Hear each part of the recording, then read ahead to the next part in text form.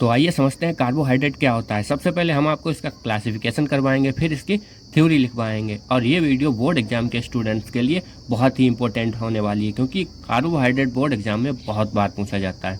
तो फटाफट इसका क्लासिफिकेशन शुरू करते हैं। वैसे अगर आप इस चैनल पर नए, चैनल को सब्सक्राइब जरूर कर लीजिएगा। तो चलिए शुरू कर। तो कार्बोहाइड्रेट को बेसिकली दो वर्गों में बांटा गया है। सबसे पहले आते हैं शर्कराएँ और अशर्कराएँ। इंग्लिश में कहते हैं इसको सिंपल और इसे कॉम्प्लेक्स। फिर शर्कराओं को भी दो वर्गों में बांटा गया है। पहले आते हैं आपके मोनोसेकेराइड, फिर आते हैं एलिगोसेकेराइड। मोनोसेकेराइड को आपको दो वर्गों में बांटा गया है। इसे कहते हैं एल्डोज और इसे कहते हैं कीटोज। इनके उदाहरण एल्डोज का उदाहरण होता है ग्लूकोज, यानी वह शर्कराएं जिसमें एल्डिहाइड समूह पाया जाता है एल्डोज कहलाती हैं, और कीटोन समूह पाया जाता है तो कीटोज कहलाती हैं। और इनके उदाहरण होंगे ग्लूकोज और फ्रक्टोज, क्योंकि ग्लूकोज में एल्डिहाइड समूह पाया जाता है और कीटोन में फ्रक्टोज समूह पाया जाता है। ऐसे ही अशर्कराएँ होती हैं पॉलीसेकेराइड और स्टार्च। ठीक है, तो आप इसका वर्गीकरण लिख लीजिए, और वर्गीकरण इसका बहुत इंपॉर्टेंट होने वाला है, तो इसे याद रखिए। फिर हम इसी के आधार पर आपको थ्योरी लिखवाते हैं। तो सबसे पहले आपका सवाल होगा कार्बोहाइड्रेट होता क्या है। तो सबसे पहले इसकी जो मेन लाइन होती है वो लिखेंगे, कार्बन के हाइड्रेट को क्या कहते हैं, कार्बोहाइड्रेट कहते हैं। ठीक है, तो लिखिए कार्बन के हाइड्रेट को, कार्बन के हाइड्रेट को क्या कहते हैं, कार्बोहाइड्रेट कहते हैं। कार्बोहाइड्रेट और ये कहते हैं।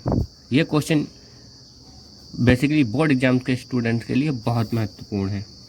तो कार्बोहाइड्रेट का क्या काम होता है, ये हमारे शरीर को क्या प्रदान करता है, ऊर्जा प्रदान करता है। तो लिखेंगे ये हमारे शरीर को ऊर्जा प्रदान करता है।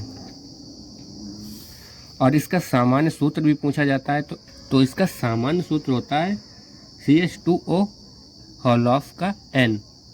तो लिखते हैं इसका सामान्य सूत्र CH2O होल ऑफ का N होता है। अब कार्बोहाइड्रेट के स्रोत क्या होते हैं, तो यहाँ पे लिखिए स्रोत। और कार्बोहाइड्रेट मुख्य रूप से पाया जाता है चावल, गेहूं और आलू में। ठीक है, और इसकी अधिकता से मधुमेह यानी डायबिटीज़ रोग हो जाता है। अगर आपके शरीर में कार्बोहाइड्रेट की मात्रा अधिक है तो आपको मधुमेह या डायबिटीज़ रोग हो जाएगा। इसकी अधिकता से मधुमेह या जिसे इंग्लिश में डायबिटीज़ कहते हैं, डायबिटीज़ रोग हो जाता है। ठीक है, और जिन्हें मधुमेह या डायबिटीज़ होता है उनके लिए इंसुलिन के इंजेक्शन लगवाए जाते हैं, क्योंकि इंसुलिन जो है कार्बोहाइड्रेट को कंट्रोल करता है। ठीक है, अब इसका वर्गीकरण लिखते हैं। तो कार्बोहाइड्रेट को दो वर्गों में बांटा गया है। पहले आती हैं आपकी शर्कराएँ और दूसरी अशर्कराएँ। तो शर्कराएँ लिखते हैं सबसे पहले। बेसिकली ये स्वाद में मीठी और रंगहीन होती हैं और जल में घुलनशील। तो लिखिए ये स्वाद में मीठी तथा रंगहीन और जल में घुलनशील होती हैं। ठीक है, अब शर्कराओं को भी दो भागों में बांटा गया है। पहली आती है आपकी मोनोसेकेराइड। मोनोसेकेराइड, यहाँ पे आप एक लाइन लिखिए, शर्कराओं को दो भागों में बांटा गया है। ठीक है, मेरी राइटिंग थोड़ी ख़राब है, आप एडजस्ट कर लीजिए। तो मोनोसेकेराइड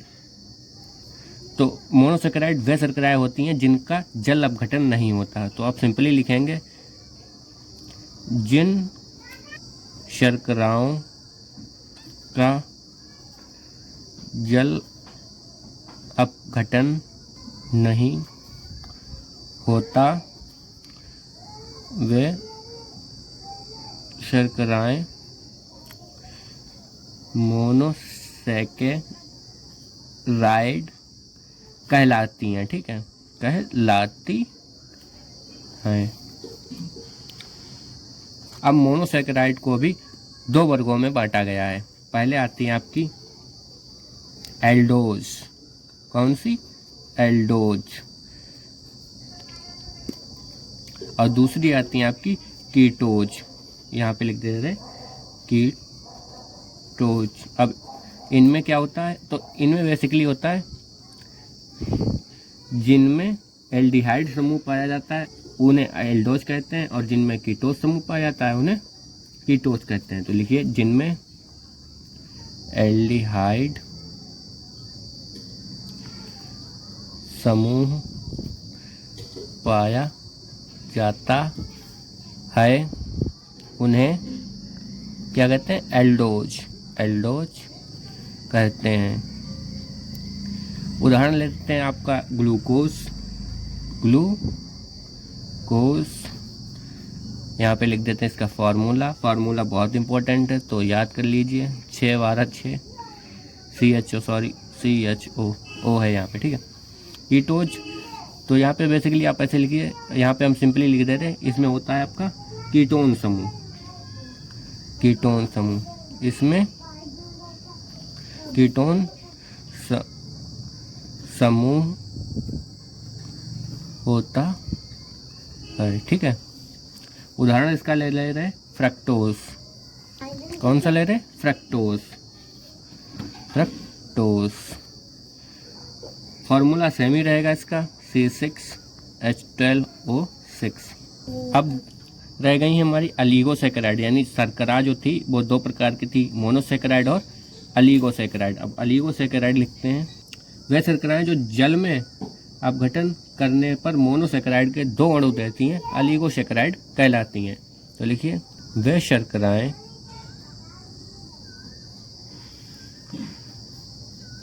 जिनका जल अपघटन कराने पर मोनोसेकेराइड के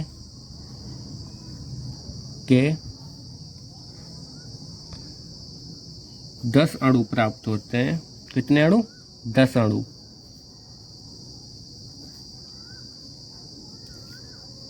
क्या कहलाती हैं? अलीगोसेकेराइड कहलाती हैं। ठीक है,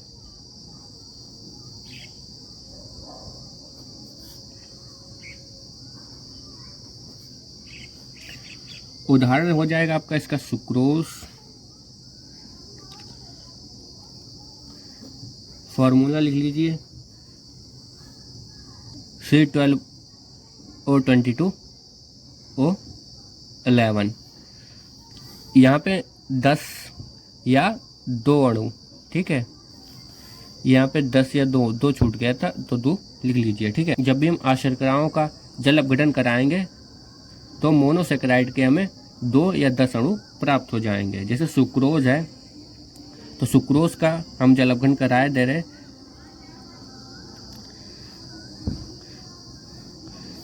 प्लस H2O। अब यहाँ पे हमें मिलेगा, ये हो गया आपका ग्लूकोज प्लस C6H12O6। ये हो गया आपका फ्रक्टोज। यहाँ पे C12 है तो 6C यहाँ आ गए, 6C यहाँ आ गए। H22 हैं तो 12 यहाँ पे आ गए, 12 यहाँ पे आ गए, क्योंकि यहाँ पे 12 चले गए तो यहाँ पे 10 बजे, और 2 ये थे तो यहाँ पर भी 12 हो गए। O6 यहाँ पे आ गए तो यहाँ पे 5 बचे, और ये वाला O इधर चला गया तो यहाँ भी 6 हो गए। ठीक है, तो ऑलिगोसैकेराइड चली गई। अब आते हैं आपकी अशर्कराएँ। अशर्कराएँ क्या होती हैं?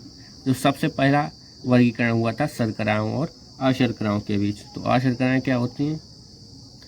अशर्कराएँ, तो यहाँ पे लिखिए वे शर्कराएँ जिनका जल अपघटन कराने पर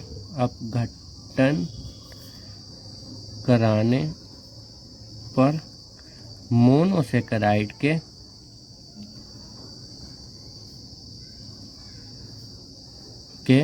बहुत से अणु प्राप्त होते हैं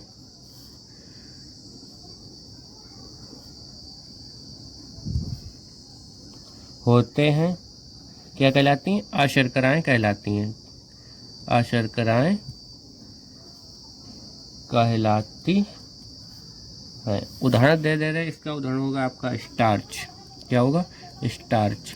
फॉर्मूला लिखिए इसका C6H10O5 मोल ऑफ N। ठीक है, तो ये था आपका संपूर्ण कार्बोहाइड्रेट का वर्गीकरण। बाकी वीडियो अच्छी लगी हो चैनल को सब्सक्राइब और वीडियो को लाइक कर लें। कल बात करेंगे वसा के बारे में, फिर आपका आ जाएगा एक टॉपिक खनिज लवण।